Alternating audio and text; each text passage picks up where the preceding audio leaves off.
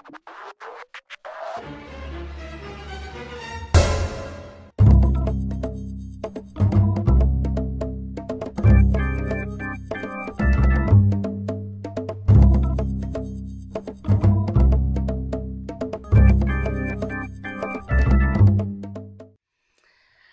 so as I sit in my quiet room, I would love to answer this question that has been asked of me. The question is, at what point do you cut off an abusive parent?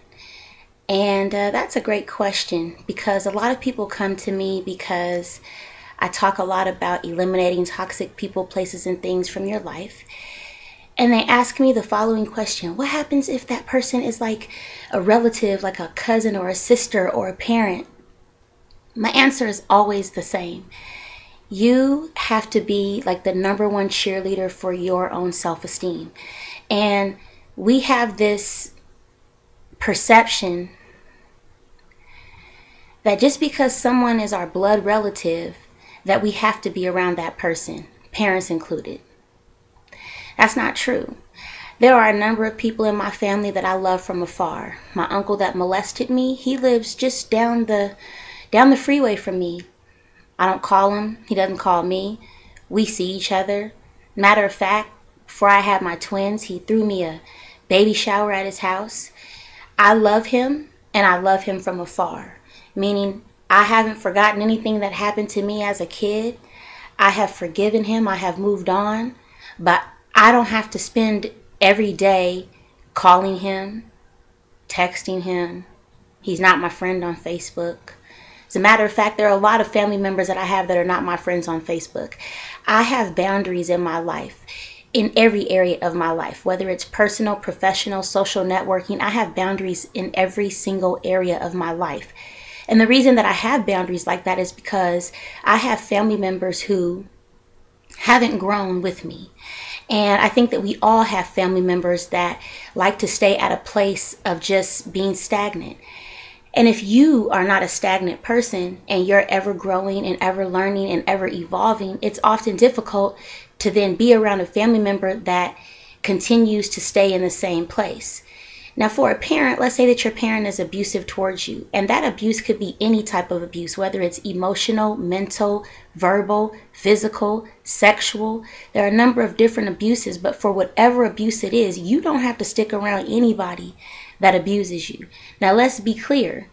People that abuse other people are hurting themselves. So it could be that your parent is hurting. Maybe they're thinking back to the choices that they made as a parent and they feel bad about it. Sometimes when people lash out, they're not really lashing out at you. They're lashing out at something within themselves that they're unhappy about. But make no mistake about it, you don't have to sit around and take the abuse from someone who has their own internal problems. You don't have to do that. And if I were you, I would make an assessment of the people that I have around me, because it's generally said you become the average of the 5 people that you're around the most. And if you can help it, right? Meaning if you're grown, if you don't live with your parents, you can love them from afar. You can talk to them on the phone, and guess what? If they call and you don't feel like that drama, you have the ability to press ignore. We have this thought that we have to answer every telephone call, every text message. We don't have to do that. Not for a family member, not for a friend, not for a business associate, not for an ex-boyfriend, not for a boyfriend, not for a girlfriend, not for an ex-girlfriend, not for a friend, not for an ex-friend, not for any. You don't have to do anything. What you allow, right, on your phone, what you allow on your phone is your choice. What you allow to come into your mind is your choice. And if you choose to be abused by your parent because you believe that this is what you deserve, or because you believe that you can't love them from afar, I would say get some help.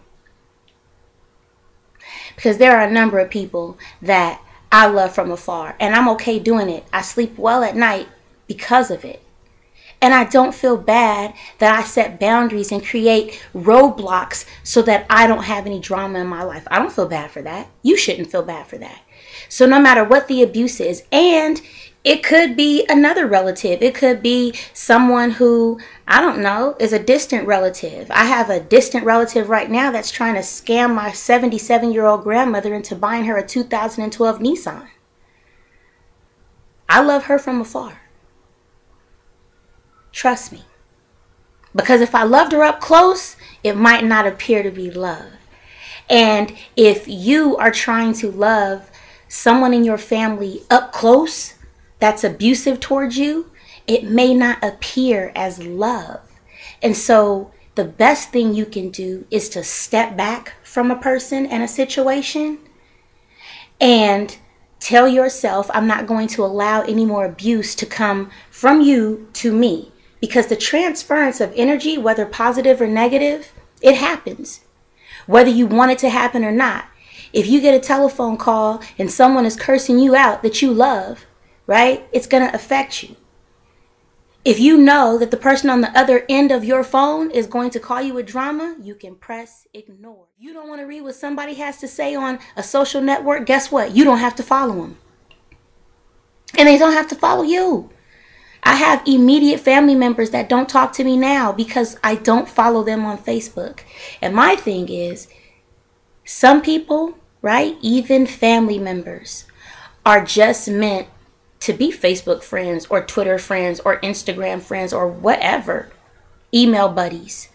Not everybody in my immediate family do I talk to. I have cousins that I don't even know. People make all sorts of decisions, and dealing with abuse is a decision. And so you have to step up to the plate and tell yourself, I'm not going to deal with this abuse anymore. And you can politely let your parent know that you're not going to deal with the abuse. But after you let your parent know that you're not going to deal with the abuse, don't deal with the abuse. Meaning, don't argue about it, don't fight about it, don't talk about it. The minute that you find yourself being abused, step out of the situation. Okay, I'm going to get off the phone. Okay, I'm going to leave now. Okay, I'll talk to you later. That's not rude. That's not disrespectful. And, you know, if you don't have a quiet place like this, somewhere in your home to just meditate and stop and think, you should find one. You should create one. Everybody should have a place in their home that's like a sanctuary where they can stop and breathe and regroup.